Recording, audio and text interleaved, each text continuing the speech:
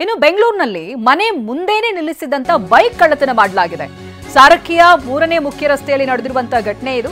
ನಿನ್ನೆ ನಸುಕಿನ ಜಾವ ಕದೀಮ ಈ ಕೃತ್ಯ ಎಸಗಿದ್ದಾನೆ.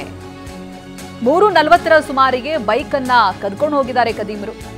ರಘು ಎಂಬುವರಿಗೆ ಸೇರಿದ್ದಂತ ಬೈಕ್ ಅನ್ನ ಕಳ್ಳತನ ಮಾಡಲಾಗಿದೆ. ಬೈಕ್ ಕಳ್ಳತನದ ದೃಶ್ಯ ಸಿಸಿಟಿವಿಯಲ್ಲಿ ಸೆರೆಯಾಗಿದೆ. ಪೊಲೀಸರಿಗೆ ಇದೀಗ ರಘು ದೂರನ್ನ ಕೂಡ ಕೊಟ್ಟಿದ್ದಾರೆ.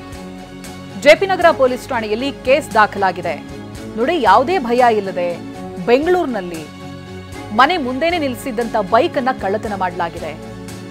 ಘಟನೆ ನಡೆದಿರೋದು ಸಾರಕ್ಕಿಯ 3ನೇ ಮುಖ್ಯ ರಸ್ತೆಯಲ್ಲಿ.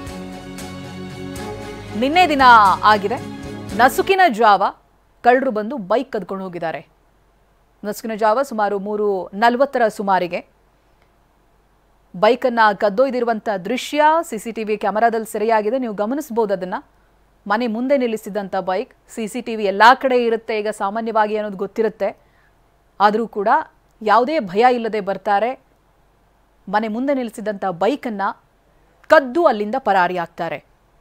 ರಘು ಎಂಬುವರಿಗೆ ಸೇರಿದಂಥ ಬೈಕನ್ನ ಕಳ್ಳತನ ಮಾಡಿದ್ದಾರೆ. ಪೊಲೀಸರಿಗೆ ಇದೀಗ ಮಾಲೀಕ ರಘು ದೂರನ್ನ ಕೂಡ ಕೊಟ್ಟಿದ್ದಾರೆ. ಜೆಪಿ ನಗರ ಪೊಲೀಸ್ ಠಾಣೆಯಲ್ಲಿ ಕೇಸ್ ದಾಖಲಾಗಿದೆ. ನೋಡಿ, 3:40 ಸುಮಾರು. ಸಾಮಾನ್ಯವಾಗಿ ಎಲ್ಲರೂ ಗಾಢ ನಿದ್ದೆಯಲ್ಲಿರ್ತಾರೆ. 5 ಗಂಟೆ ಈ ಸಮಯಕ್ಕಾದ್ರೆ ವಾಕಿಂಗ್ ಬರುವಂತ ಜನರಾದರೂ ಇರ್ತಾರೆ. ಬಟ್ 3:40 ಸುಮಾರಿಗೆ ಯಾರೂ ಹೊರಗಡೆ ಓಡಾಡೋದು ಇಲ್ಲ. ಆ ಸಂದರ್ಭಕ್ಕೆ ಸರಿಯಾಗಿ ಬಂದು ಬೈಕನ್ನ ಕದ್ಕೊಂಡು ಹೋಗಿದ್ದಾನೆ. ನೋಡಿ, ಆಸ್ ಇಸ್ ತನ್ನದೇ ಬೈಕ್ ಅನ್ನೋ ರೀತಿಯಾಗಿ ರಾಜಾರೋಷವಾಗಿ ಬೈಕನ್ನ ಓಡಿಸ್ಕೊಂಡು ಹೋಗಿರೋದು. ರೈಡ್ ಮಾಡಿಕೊಂಡೇ ತಗೊಂಡು ಹೋಗಿದ್ದಾರೆ.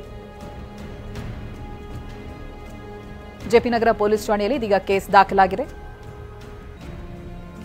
ಬಹುಶಃ ಈತ ಯಾರು ಏನು ಅನ್ನುವಂಥದ್ದು ಇನ್ನಷ್ಟೇ ಗೊತ್ತಾಗಬೇಕಿದೆ.